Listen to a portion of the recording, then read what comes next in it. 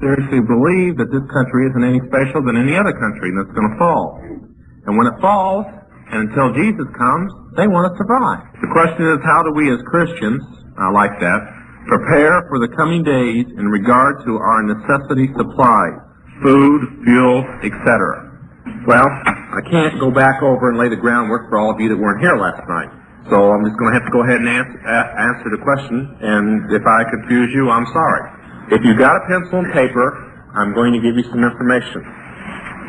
It will probably save your life. A man named Mal Tippin writes for a magazine called Guns and Ammo. In December 1976, he started a column called Survive. I follow it very closely. In fact, I really invite that everybody write Peterson. You can go out and buy a copy of Gun and Ammo magazine, get the address of Peterson Publishers, and write them in Los Angeles, and consult them on how to obtain every back issue of Guns and Ammo from December 1976, just for that 2 or 3 page article. It's like a whole college course in one of how to live through those days. And recently, a few months back, he had a question and answer thing. I'm glad that I'm not the only one that has those. This one guy wrote in, I think he put that letter in there just to bless my heart. This guy wrote in and says, "You must be nuts. You've got to be the only nut in the world that would say that America is ever going to have any problems that its government couldn't handle."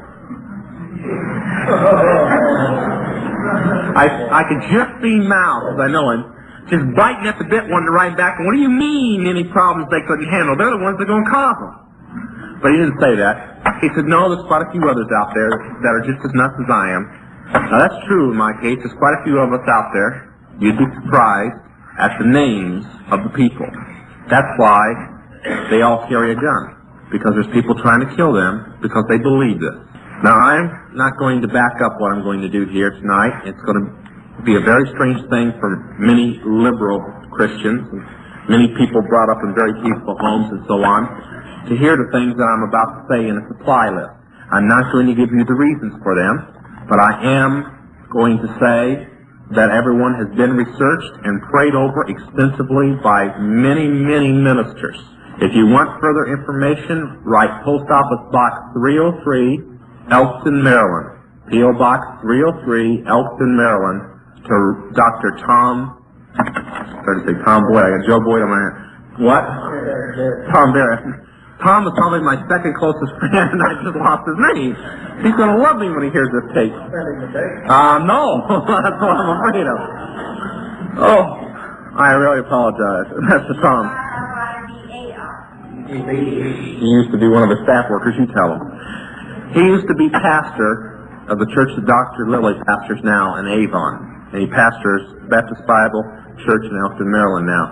Now, he can give you closer lists, but I'll give you quick ones. When you're stocking up supplies, don't be like a lot of Christian retreats that are going to be stocking up supplies for looters to come and kill you so that they can eat. Start with the first thing. Start with something that will stop somebody from coming through the door and killing everybody in your family. Now, people say, can Christians do that? Killing and defending is 2 different things. Go read Esther 8. Not only, and I'm counting on getting through hard times by this scripture, not only were they allowed to defend themselves, they picked up the supplies that the people that they defended themselves from were going to use against them. They always did that. But do this. And there's no other way to do this. We were talking about this in the back room before the service. I'm just going to have to tell you a couple items. If you don't like gun talk in the meeting, that's all right. We're just going to spend 60 seconds on it. Try to stay within the list that all the Christian retreats are publicizing. Mainly because the people that will be trying to kill everybody in the end will be using the same guns, and you'll be able to use their ammunition and parts for yours. Go with, first of all, the number 1 weapon in everybody's home should be a 12-gauge pump shotgun. I prefer that you choose the Remington 870. Now, for the rest of you people, just have a seat and take it easy for a minute. We're going to get to your questions. These people are interested in something. The next weapon should be a Colt AR-15 assault rifle. The next thing should be, now it depends on whether you choose a semi-automatic handgun or revolver. So many people are going, but you don't have guns in here. Just a minute. We'll get to your question. These people want to survive. I want to see them see the Lord come in the air. If you want to go first, go ahead and don't pay attention.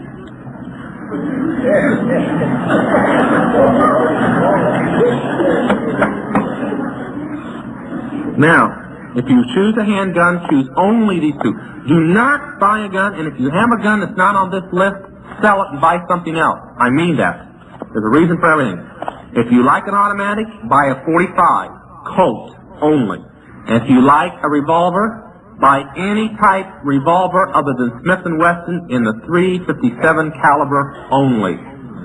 No 38s, no 9mm, no 44 Magnums or anything. .357 only, and not Smith & Wesson. Do not buy Smith & Wessons. Do not buy Winchesters. The reason is the Illuminati has decided that if they can't get your guns, they'll make them so bad they'll blow up in your face.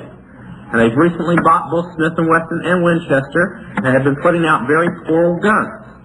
This is the idea. So do not buy them. If you own material from them free to 1964, it's fine. But after 1964, the Illuminati owns both companies. All right. After that, for your hunting, because all retreats will be living off the land, because you're not going to go down to Liberals or Safeways or any place else. They ain't going to be around anymore for you to buy it. You need to stick with hunting guns only in these three calibers only, and that is .30-06, .30-30, or .308. Okay, now that's enough about guns. Oh, you might want a .22 semi-automatic rifle for small game. That's it. Now, we'll get off the guns and make all the other people happy in here. Next, stockpile food. If you're a farmer, or if you've got a backyard where your kid's swing is, tear the thing down, tear the grass up, and start planting vegetables. Go down to the store and start buying canning jars. People that lived in World War II will know all about Victory Gardens. We'll call these Jesus Gardens. And start buying food. Now, people, I'll show you the importance. Go home, wives, tonight. If you're bachelors, men go home, whatever. And if the men do the shopping, they can do it. But go home and open the freezer, the refrigerator, and every food cabinet everywhere in the house. Gather all the food in. Sit down with pencil and paper, and no cheating. If you put it in one meal, don't put it in another. You can only eat it once. Make up 3 meals, down to the letter, not make-believe meals, but meals that your family can function on 3 times a day, and find out if you can't go to the grocery store tomorrow, how much food you've got to live on. Then you'll see the reason. In the blizzard alone, people were starving in their homes because they couldn't get out for no other reason. What happens when you can't get out at all for every reason? Canned food is impractical. One thing, please, do not store any tomato product in metal cans. The leading cause of disease in the United States today is lead poisoning. Any tomato product in a can for more than 3 months contains lead poisoning in it. But I really recommend that you consider buying dehydrated food. And Tom Berry will give you the address of the only Christian company for this. And the reason we're using the Christian company is not just because they're Christians. They're the only ones that buy good food. All the other places buy food that places throw out and can't can and stuff, and they freeze dry it because you can't tell what it looks like when it's all shriveled up. Okay? You don't know that the meat's spoiled. It looks like this. I mean, you may have in the palm of your hand a 6-course meal. Seriously. Stockpile your food. Food that won't spoil, that you can hold for a couple of years. Start stockpiling. Women, when you go to the grocery store and you're buying things, throw in an extra box of salt. Really.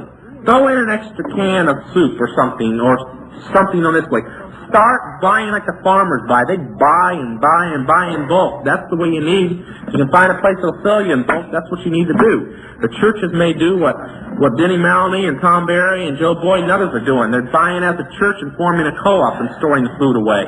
But I'll tell you this, if you don't have 3 months food supply for 3 meals a day for every member of your family, meals that you can live on, not just exist, you don't have any chance at all. And we recommend, seriously, 6 months to a year. And there's reasons for it. You weren't here last night, you may reject it, fine. You know, it's you that's going to be skin and bones, not me. Fuel, forget it. No way to store it really anyway. All you need is, you need medical supplies, you need food, you need weapons to hunt and defend, and you can't do that job with the same gun. You can't defend yourself with a hunting rifle. It's impossible.